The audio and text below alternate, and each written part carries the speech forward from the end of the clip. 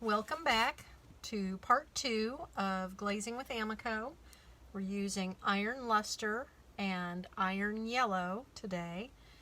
And I showed you my test bowl earlier, but I don't think I showed you my test tile. So for most tests, just random tests instead of the layering cups, I use a tube and I get some glaze on the inside as well as the outside, and you can see what beautiful run it makes on there with the iron yellow over the iron luster. It's just so interesting. So the next step that I was going to show of this, I have 2 coats of iron luster on the rim and on the outside, and I'm going to do a 3rd coat just around the bottom portion.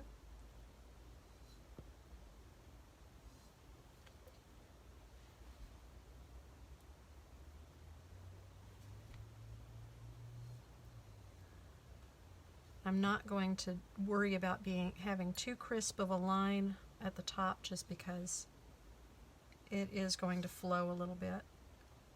So just make sure I get a nice line at the bottom. As I said before, there are a couple lumps. This glaze has been opened, so there's a few lumps where it's gotten a little thick. I'm just going to brush those out. It won't make much of a difference. Those are not oolites, which you may have heard of. So here's my 3rd coat on the bottom. And I'm going to switch to applying the iron yellow on the inside.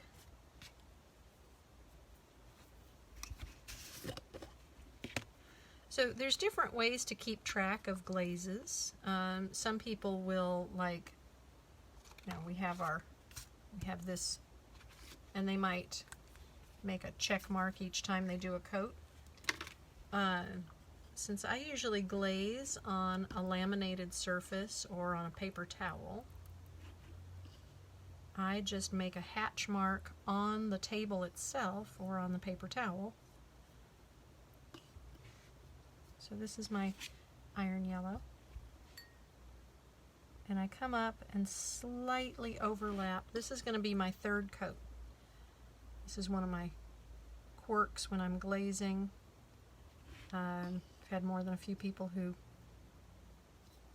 wonder about this, but in a case like this where I'm doing different coats in different areas, I always do my 3rd coat first, so I can keep track of where I am. So instead of doing the full coat, I'm just going to do my coat on the inside as my 1st coat, and then I'll come back and do coats 2 and 3 that go over the outside of the bowl. So that's my coat. So as I said, it's kind of an unexpected thing, but this is sort of the joy of chemistry.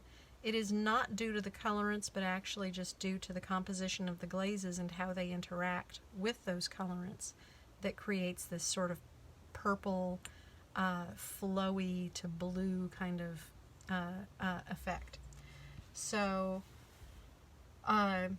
there are a few glazes that give kind of unexpected effects, but I think that this is the most dramatic one, and that's what I really find exciting about it. What other things? We didn't have any questions today, so I'm thinking about other things that I can talk about. I think I've shown you guys in the past. This is an underglaze applicator. So I'll write on the bottom of tiles with this. If you're ever looking for, you can load it with whichever underglaze you want.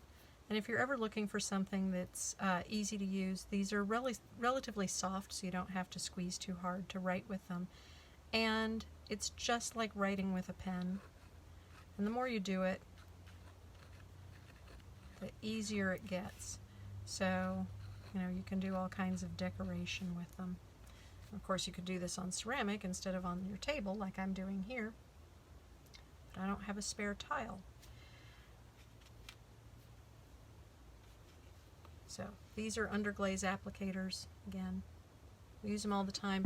They come with a cap, but I instead use a dress pin.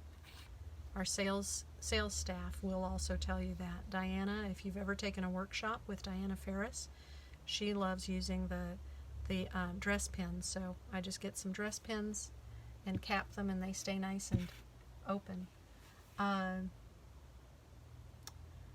So waiting for that glaze. It looks mostly dry, but I can't touch the bottom yet because that iron luster is still wet.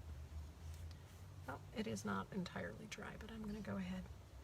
So when I'm glazing at AMACO, instead of for a demo, I generally have many projects going at one time. So I glaze one thing, and then I move along to the next while I wait for the glaze to dry. It's also a little cool in here today. Autumn has finally arrived in Indiana, and this studio is not heated, so it's a little cooler today, so it's taking the glaze a little bit more time to dry. So there's my second coat. And I'm going to go around the outside and just down about 1 inch. Don't think I can quite show you what I'm doing without touching wet glaze.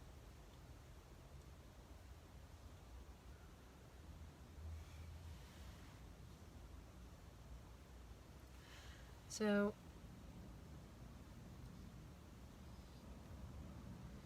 if there are any questions about this, my glazing, here, I can show you that. There we go.